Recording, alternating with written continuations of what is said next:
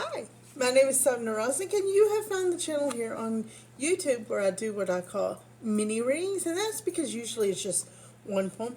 Sometimes my work, sometimes somebody else's. It all depends on my mood and what I have going on. I've been trying to make this channel into a kind of introduction to world poetry, which is an impossible kind of thing to do, but you can go back through the channel.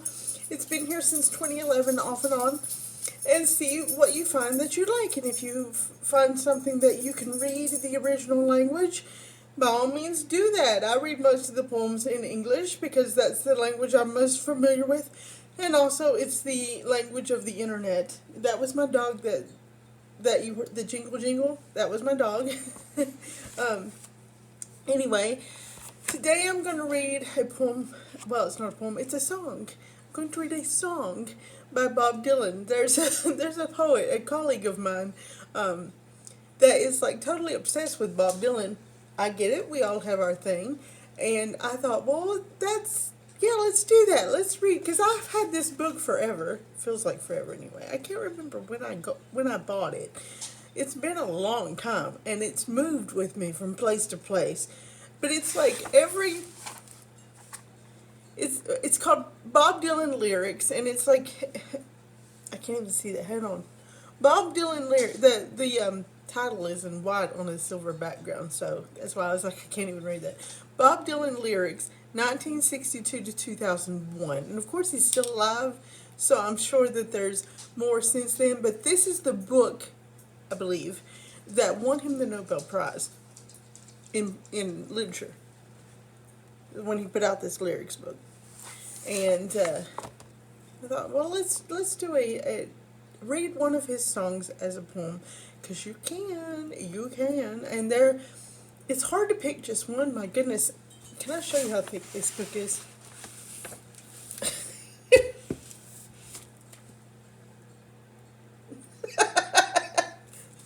Okay. And I'm sure you really didn't need me to do that. If you know anything about Bob Dylan, you're probably like, yeah. I mean, you're probably going through songs in your mind going, yeah. And I was like, I don't want to do the obvious ones, like, just the obvious ones. But then I didn't want to go too not obvious. I didn't want to go too obscure. But my goodness, what's in here? It's a treasure trove. It's definitely, if you're a fan of music, definitely get it. If you're a fan of poetry, definitely get it. I think it's a must-have for any library.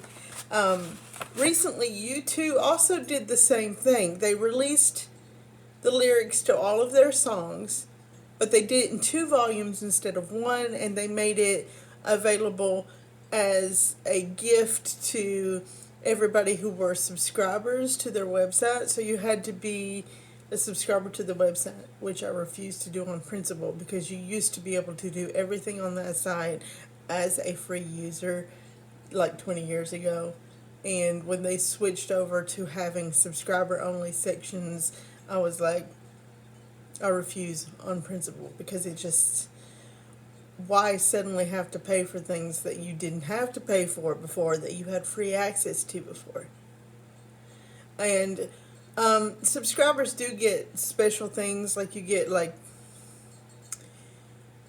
first dibs on tickets, and you do get special gifts like that. But I don't think it's worth the paying the subscriber price, especially since the subscriber price keeps going up.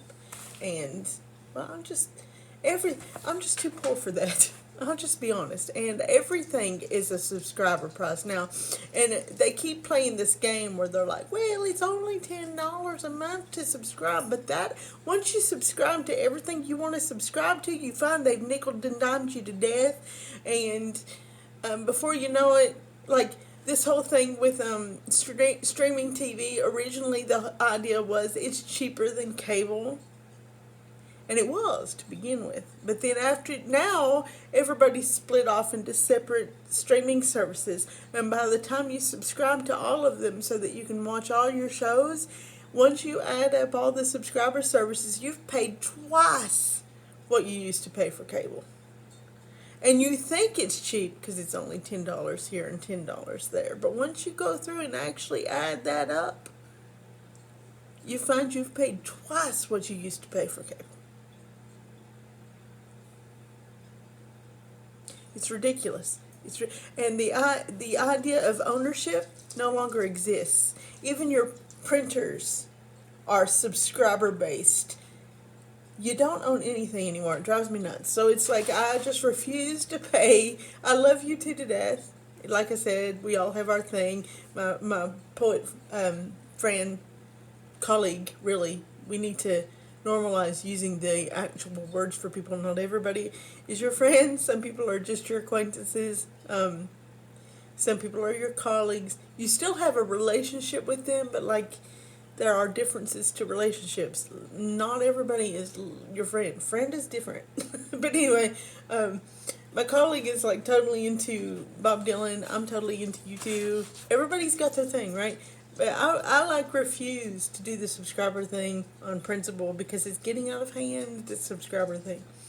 So if I'm ever going to get my hands, and I think that having U2's lyrics in one book on your library shelf is a must-have too, just like I think this book would be, and I'd be willing to pay for it, but I'm not willing to buy the subscription. So it's like, I guess I'm just going to have to find it for sale on eBay or something and buy it like that, because so that I can buy it outright and do it that way. Because I am willing to do that, just like I did with this book when it came out. I bought it outright, put it on my library shelf, and I read it. I remember reading it, and I was like, whoa, this is like awesome. Anyway, we're going to read the poem, The Death of Emmett Till. And Emmett Till was in the news a lot a few years ago, like during 2020. I remember hearing a lot about Emmett Till because there was the whole, during pandemic lockdown when the Black Lives Movement was big, so there was like a lot of, which was an odd coincidence because everybody was supposed to be locked down for COVID, yet they were doing these riots, which it kind of makes sense in a way because you take away people's entertainment, you shut down sports and everything, and so what else do they have to think about? But also at the same time, it's like you're supposed to be quarantining yourself so you don't get sick. But a riot is like the opposite of that. But I'm not questioning like the injustices or whatever that behind the motives and stuff behind that. I'm just saying like, it's like, I'm surprised more people didn't get sick than did. But I'm not questioning like the injustices or whatever the base good intentions, the basic good intentions behind a lot of people's motives there. I try to stay out of politics, but I'm just saying like there was a lot of that going on, and so Emmett Till kept coming up in the news. And then I think like his statue got torn down. I don't remember, a lot of it's shady in my memory because during that time I started having seizures, and then they put me on medicine, and it turns out I thought it was the seizures messing with my memory, but I did research, and it's the medicine that I'm on that's messing with my memory. But then if I tell the doctors take me off the medicine so that I can save my memory, the medicine actually works. It's actually controlling the seizures. So it's like, one of those things. So I'm in a moment right now where I'm weighing out personally in my own mind the benefits of the medicine. Do I keep the medicine or do I speak up about the memory? And I haven't decided yet because I really don't want to have the seizures, and the medicine does work. But anyway, so my memory is fuzzy here about this, but I think like his statue got messed up. Like some people vandalized it, and they had to go and fix it, and then there was something in the news about Emmett Till being officially recognized somehow, but I don't remember any of the details about that and how he was officially recognized or anything. I just remember his name coming up in the news a lot. That's really the only thing I can be sure of. And so I thought I would, I know that's a lot, but so I thought I would read the song The Death of Emmett Till. And in order to do that, I'm going to take my glasses off. These are not my prescription. They're like, you know how you can buy readers at the dollar store? They're kind of like that. So they're not my prescription. They do help me with the faraway objects, but when I read, I have to take them off. I'm going to eventually go to the doctor and get my contact lenses that are my prescription. I'm working on that. But these are, I'm using these until I can do that. They work. Just not with one. When I read, I have to take them off. Anyway, The Death of Emmett Till. 'Twas down in Mississippi not so long ago when a young boy from Chicago town stepped through a southern door. This boy's dreadful tragedy I can still remember well. The color of his skin was black and his name was Emmett Till. Some men, they dragged him to a barn, and there they beat him up. They said they had a reason, but I can't remember what. They tortured him and did some things too evil to repeat. There were screaming sounds inside the barn. There was laughing sounds out on the street. Then they rolled his body down a gulf amidst a bloody red rain, and they threw him in the waters wide to cease his screaming pain. The reason that they killed him there, and I'm sure it ain't no lie, was just for the fun of killing him and to watch him slowly die. And then to stop the United States of yelling for a trial, two brothers, they confessed that they had killed poor Emmett Till. But on the jury there were men who helped the brothers commit this awful crime. And so this trial was a mockery, but nobody seemed to mind. I saw the morning papers, but I could not bear to see the smiling brothers walking down the courthouse stairs, for the jury found them innocent, and the brothers they went free, while Emmett's body floats the foam of a Jim Crow southern sea. If you can't speak out against this kind of thing, a crime that's so unjust, your eyes are filled with dead men's dirt, your mind is filled with dust. Your arms and legs, they must be in shackles and chains, and your blood, it must refuse to flow. For you let this human race fall down so god-awful low.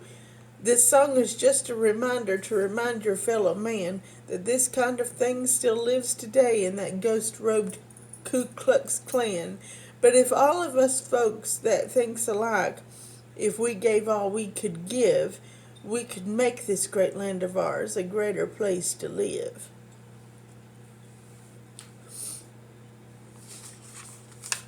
And that's what Bob Dylan is famous for, really, is this kind of folk song. Kind of a modern day folk singer, you know. And I guess that's why I lapsed into, because I'm from Appalachia. And most of the time I speak in code speak, or code switch is what they call it. Where I try to speak in mainstream American English so that people can understand me. But when I'm reading, and I noticed just now, when I was reading Bob Dylan, I went into full-on Appalachian just about. Not completely. And it wasn't, I didn't go into Southern exactly either. But I just about went into full-on Appalachian. By the time I got to the end, I was rolling. I was getting there, you know. And I think it's because he is a folk singer. He wrote folk songs. And so it's got that meter. It has that meter that kind of, if you're familiar with, we'll call it a country way of talking, the meter kind of throws you into it. If you're not familiar with country way of talking, you're not going to go there because your brain doesn't work that way. But if you are, then the meter just like automatically throws you there, right? So that's kind of interesting. But now I haven't actually heard this song as a song in a long time. I should have done that before I made the video, but I don't have very long because I'm supposed to join a meeting on Zoom here just in like 15 minutes or something. I agreed with somebody that I would do something with him.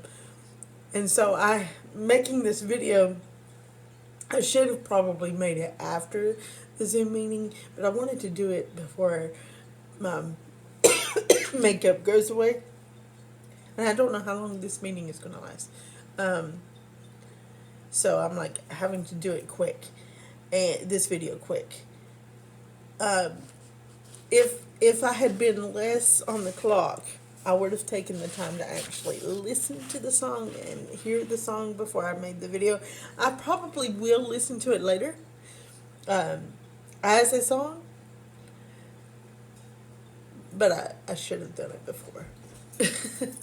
But yeah, you kind of automatically go into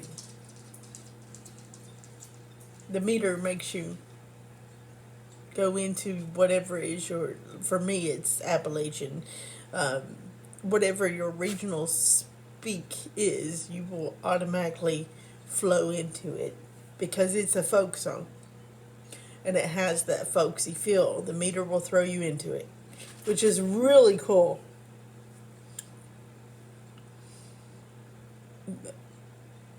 Emmett Till. But yeah, he just kept coming up in the news there for a little while, and then he came up in the news again fairly recently, and I don't even remember what that was about, but maybe that's whenever he was officially recognized or something. But yeah, it just seeing his name a lot in the last 5 years, it feels like.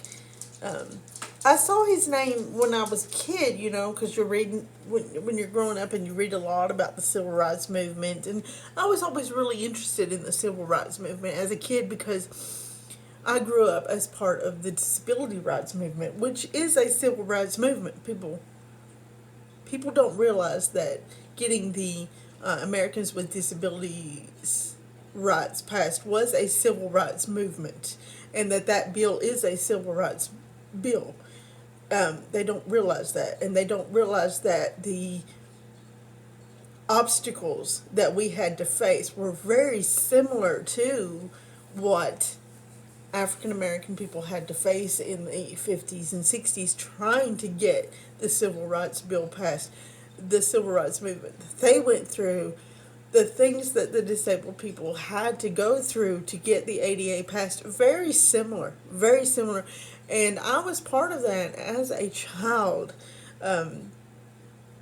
getting that done. I think the ADA was passed when I was 11, and I was very much part of that push to get that passed. And locally, I was very much part of getting disabled people to where they could go to school with able-bodied kids and not have to be shipped off to a special school away from everybody else, and away from their parents even, you know, and only get to come home and see their families on the weekends. I was very much part of that. So from my formative years on, very much part of a civil rights movement in and of itself. Not this one, not Emmett Till's, but part of a civil rights movement, disability rights movement. So growing up, I was interested in Emmett Till's civil rights movement. That so because it was very similar to my own experiences, and so you know I grew up hearing about. I was interested in hearing about people like Emmett Till and stuff, and then in 2020 I kept hearing his name a lot again. So I just decided, and then you know my poet colleague all constantly talking about Bob Dylan, and I was like, let's read the death of Emmett Till today. I'm no longer involved in politics now. Um, I'm just tired, I think. Um,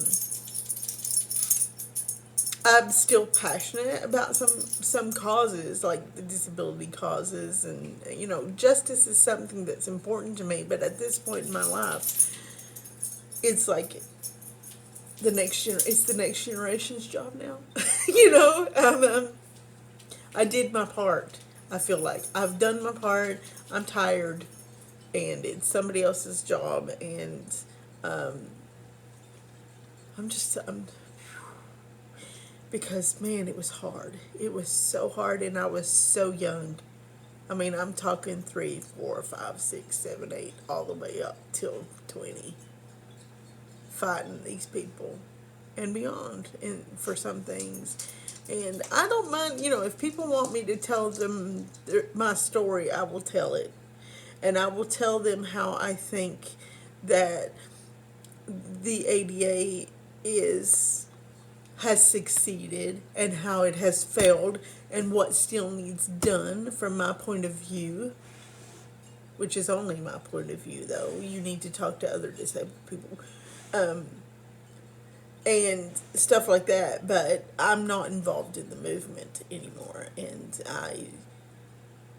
I will not be. You cannot get me involved in the movement anymore, but I will tell you my story and stuff. But yeah, it's like I've done my part. It's the next generation now, as far as I'm concerned, and I really try to avoid politics altogether. I really don't even keep up with it that much. I'm perfectly happy to be able to go through a whole 4 years and not even think about who's in office, if I can get away with it. Um, I'm tired, and sometimes people can get pretty angry with me about that, but it's like, I, to each their own. You live and let live if that's what you want to do. I would appreciate it if you would live and let live me, because been there, done that. Don't want to anymore. No offense to anybody. I just want to be over here in my little house and have peace, But